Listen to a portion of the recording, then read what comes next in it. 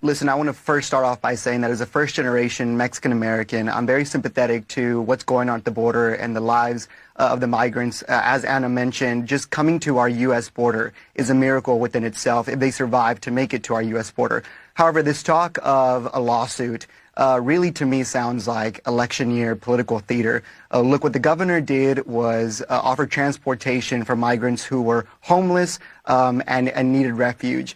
And it was voluntary basis, right? The governor's office has released the waivers both in English and in Spanish. But the frustration that we're hearing from, people in Texas, specifically South Texas, is how the media is making this a big deal just because it comes from a wealthy city like Martha's Vineyard, when hardly no conversation is being had of Tucson, Arizona, El Paso, Brownsville, Harlingen, Eagle Pass, which, by the way, we don't get 50 migrants a day, we get thousands.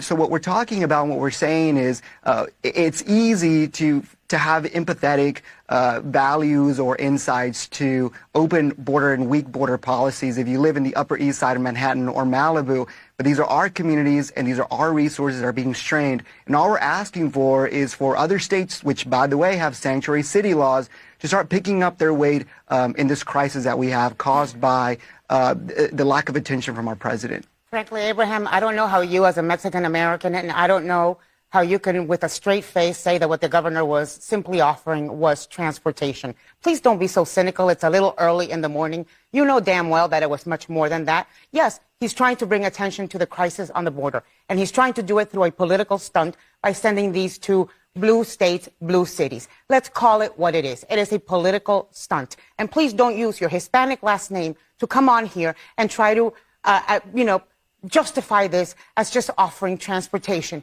If it had been offering transportation, it didn't need to go to a Republican donor. He didn't need to pay more than 3-4 times the amount that it would have cost. He could have simply called the Office of Refugee Resettlement. There are actual organizations in the United States that do this and are funded to do this without this type of thing. The one who wants the media attention is Ron DeSantis.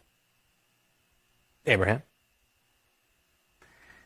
So I actually spend a lot of time in our southern border, and I invite you to come down and celebrate National Hispanic Heritage Month down there. You'll probably see all of the Hispanic heritage celebrated there. And so that's why I'm saying that what we're seeing in our southern border is lack of attention. Our Border Patrol agents are overworked. There is no federal resources that are even trickling down to our border. So in order for us to say that flying migrants who were homeless, Anna, who had no food, who had no shelter, to a city in a sanctuary state that has more than enough resources is bad, to me, that is complicit to what's going on. They were and tricked. Quite honestly, Anna, you can be a Republican by conviction, or you can be a Republican by convenience, and I choose to act on a conviction. Let me let Essie get in here. Essie? So this is a Latino conservative absolutely destroying Ana Navarro on the immigration narrative.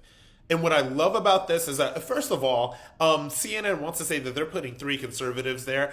Look, S.E. Cupp and Ana Navarro are not conservatives. Like, you're not a conservative if the only thing that you do and the only public persona that you have is as a quote-unquote conservative that is always arguing against anything that conservatives want to argue for. So that's not a real conservative, if you ask me. And what I like about this guy, his name is Abraham Enriquez, president of an organization called Bienvenidos, is that he calmly and methodically takes down all of the talking points. You see, people like Ana Navarro and S.E. Cupp don't want to talk about the real issues in regards to immigration, in regards to things on our border. What they want to do is talk they want to traffic in the talking points of the left. And this is what I think. And of course, he wasn't, very forceful. He wasn't this. He really just broke down the facts of what was going on very calmly and very methodically. And that's why I think that this was so impressive. And that's why I think that he really did win this argument.